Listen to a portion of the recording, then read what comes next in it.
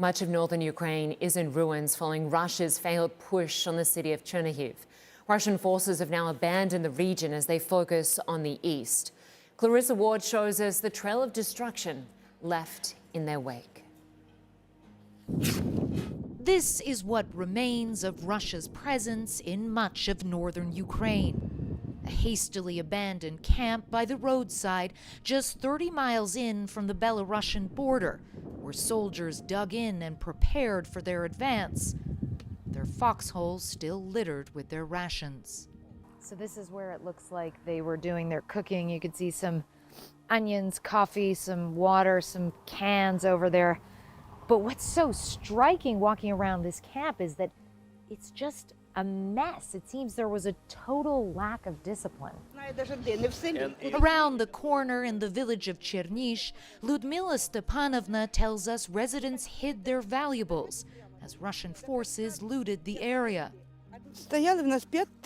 5 weeks they were staying here. Tanks were all around us. At night they would shoot at the houses with machine guns, she says. But praise God they didn't touch us. As the Russians continued their lightning offensive down to the city of Chernihiv, their tactics grew more brutal. Faced with stiff resistance on the ground, they doubled down on bombardment from the skies. Ukrainian soldier Bogdan Verbitsky shows us what is left of the village of Novoselivka, just outside Chernihiv. The scale of the destruction is jaw-dropping. Not a single house is untouched. Bogdan explains that this was the final push to get into the city. So he's saying that this was a Ukrainian position.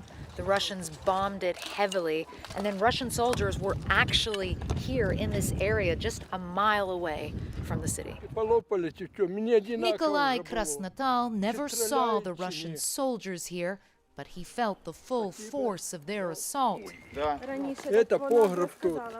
This is my cellar, he says.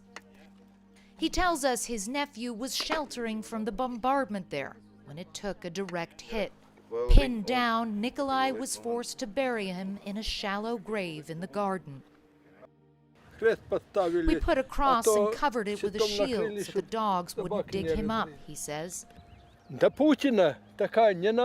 feel such hatred for Putin. I want to tear him apart. I lived for 70 years, but I never saw a beast like this. Many here fear they haven't seen the last of him. On a destroyed bridge, an emotional Tatiana and Svetlana are returning from their first visit with their parents since the war began. They're worried they may not see them again. We don't know if the Russians will come back to the village where my parents are, Tatiana says, and this is so scary. In the end, Russia's offensive in the north was a failure, but the scars of its assault remain deep, and the prospect of a return to normalcy still seems far away. Clarissa Ward, CNN, Chernihiv region, Ukraine.